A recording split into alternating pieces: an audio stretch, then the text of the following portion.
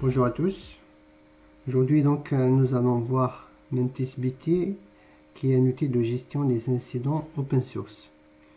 Alors comme prérequis, on doit avoir un serveur local, soit XAMPP, soit MAMP, soit WAMP. Donc moi j'ai installé MAMP, mais il fonctionne aussi avec XAMPP ou WAMP.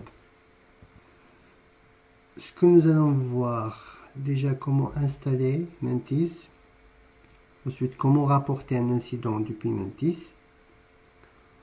On va voir ensemble comment l'intégrer avec Squash et rapporter un incident en lien avec un cas de test depuis Squash. On va basculer vers le navigateur pour installer Mantis. On va se rendre à l'adresse de l'éditeur mantisbt.org.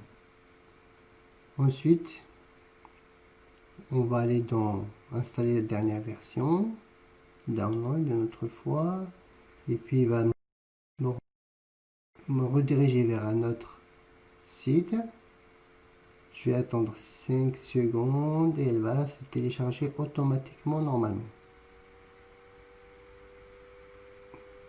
Voilà, le téléchargement commence. On attend ce qu'il soit terminé, puis on va dans le fichier de téléchargement. Le fichier est en format zip, donc il faut le dézipper. Une fois terminé, je vais dans le dossier à l'intérieur de la racine, je change le nom, je vais mettre juste MantisBT, je prends le dossier pour le déplacer vers le dossier où il y a mon serveur, MAMP et puis htdocs. À l'intérieur de ce dossier htdocs, je le mets à l'intérieur. Ensuite, je dois démarrer le serveur MAMP.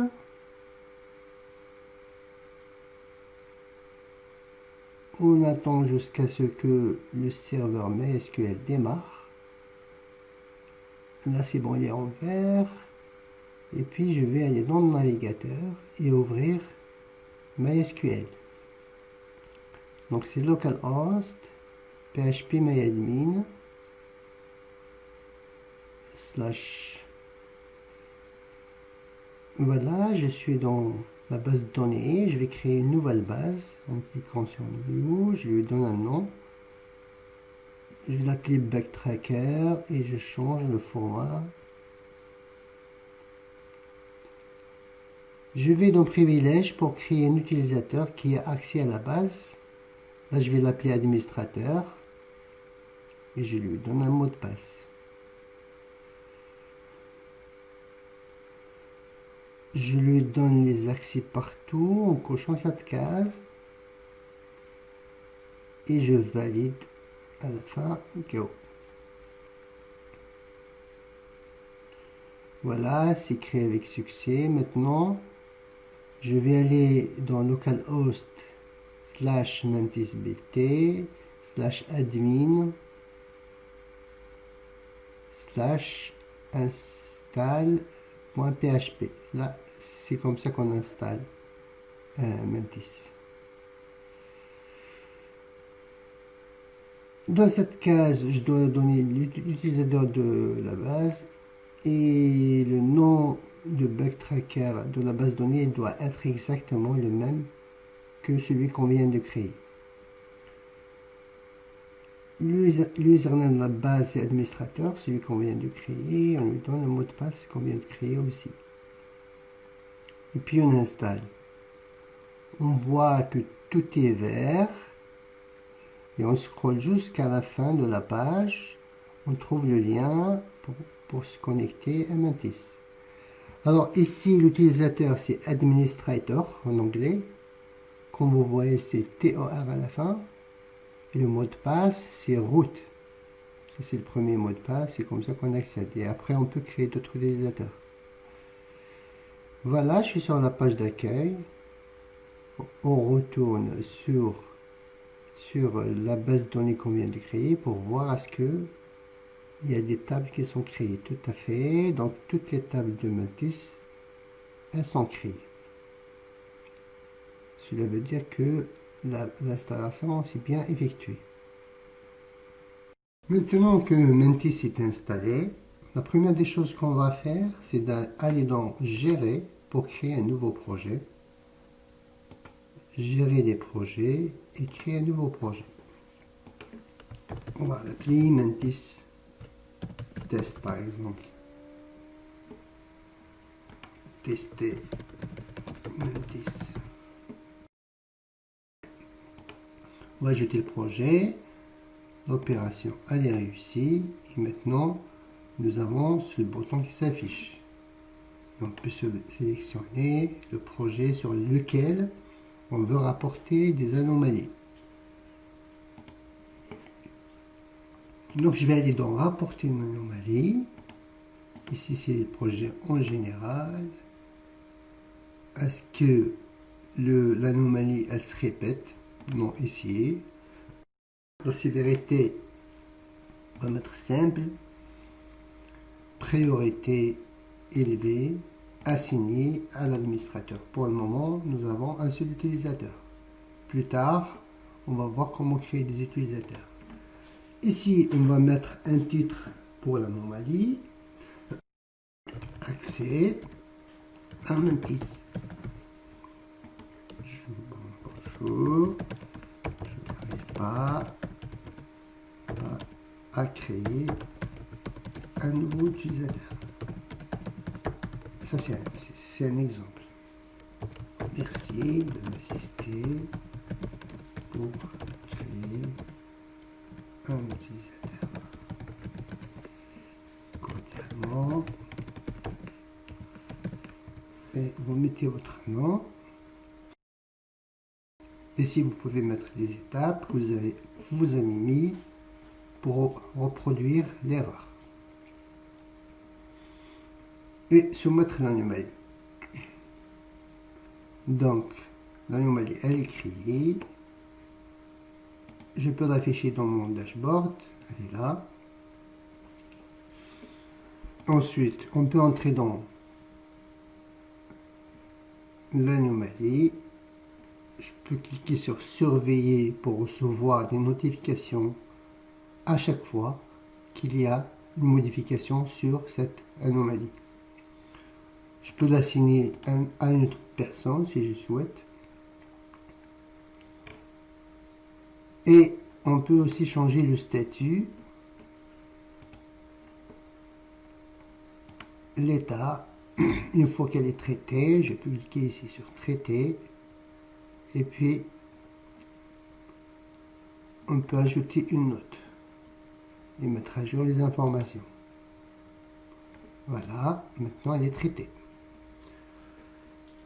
Ensuite, nous allons voir maintenant comment connecter Squash et Mentis. Donc je me rends au site localhost plutôt 2.80.80/squash. Je me connecte. La première des choses à faire, c'est d'aller dans Administration, Backtracker et ajouter Mentis comme Backtracker. Nous allons dans Backtracker pour relier Squash à Mentis. Donc je clique ici sur Ajouter. Je l'appelle Mentis. Ici c'est Pagirassi Mentis. Et l'URL, je vais le copier à partir d'ici. Copier et je vais le mettre l'URL ici. Et je clique sur Ajouter. Je vais cliquer sur Mentis pour faire un test. Ici, je mettrai le mot de passe avec lequel je me connecte sur Mentis, Administrator, et mon cas ici, et je mettrai ici comme mot de passe route, le mot de passe que j'utilise pour se connecter à Mentis. Et je fais un test.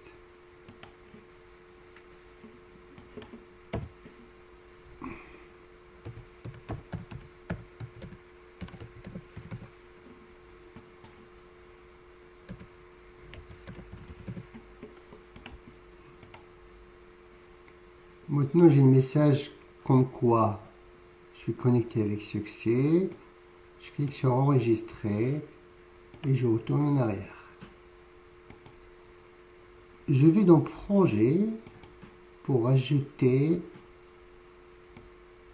le bug tracker avec lequel je veux gérer ce projet. Ici, il n'y a rien, comme vous pouvez voir, et je rajoute le Mantis. Et je confirme. Donc, ici, on doit avoir un nom dans bug tracker, dans Mantis, qui s'appelle de la même manière que je l'ai appelé ici, c'est-à-dire accès au site web de notre commerce. Je vais donc ici, dans Mantis, je clique sur gérer. Je dois m'identifier de nouveau.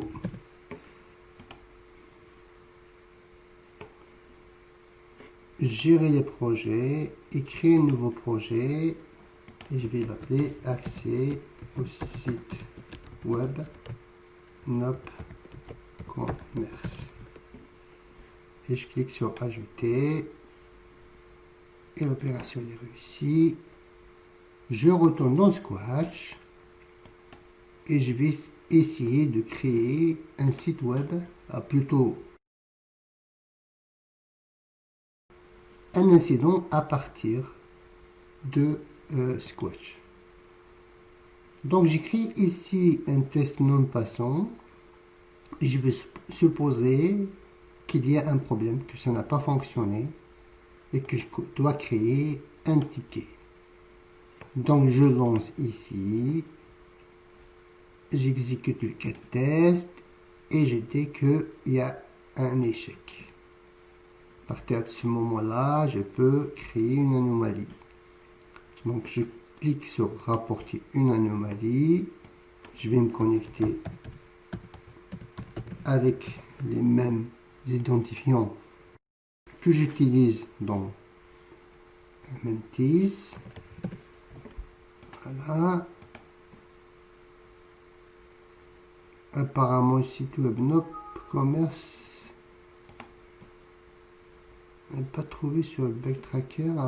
Je dois effectivement, il y a un petit problème parce que c'est pas tout à fait le même nom.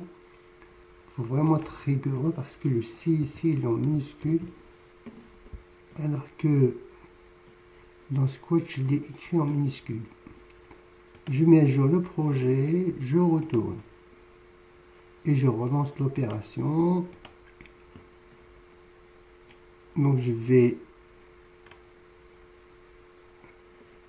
lancer et je dis que ça n'a pas abouti.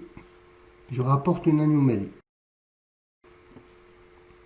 Et voilà, maintenant, ici connecté à Squash, au site, au projet, site web Nop Commerce. Là, le texte ici majeur. La catégorie assignée à, on n'a que 2 utilisateurs ici pour le moment. On va lui donner un titre. Problème de sécurité, par exemple. D'accès. Nous arrivons. J'ai pu accéder au site web avec les identifiants non valides.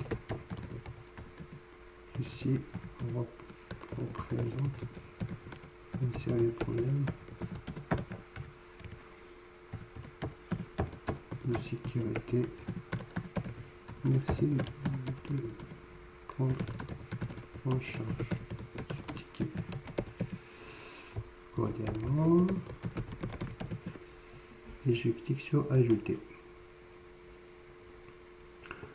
Maintenant, on va vérifier que ce ticket est bien créé dans Mantis. On va aller dans Mantis. On va donc afficher les anomalies. Et si je ne le vois pas, effectivement, parce que je suis sur le projet Mantis Test. Donc je dois aller soit dans accès au site web NoveCommerce, ce projet, ou bien tous les projets. Et voilà, maintenant, toutes les anomalies s'affichent. Et si j'ai accès au site web NoveCommerce, le projet, où j'ai créé tout à l'heure un ticket, problème de sécurité d'accès, et ça c'est l'exemple que j'ai créé pour Mantis. Voilà, nous arrivons à la fin de cette vidéo. Dans la prochaine vidéo, on verra comment migrer la base de données de Scratch, qui est à la base dans une base de données H2 embarquée. On va la migrer vers MySQL et on va voir ensuite comment l'interroger avec un langage qu'on connaît. Moi, je vais utiliser VBA, mais chacun est à l'aise avec le langage qu'il souhaite. On peut utiliser de Java, on peut utiliser de Python, c'est comme on souhaite. Donc, à la prochaine.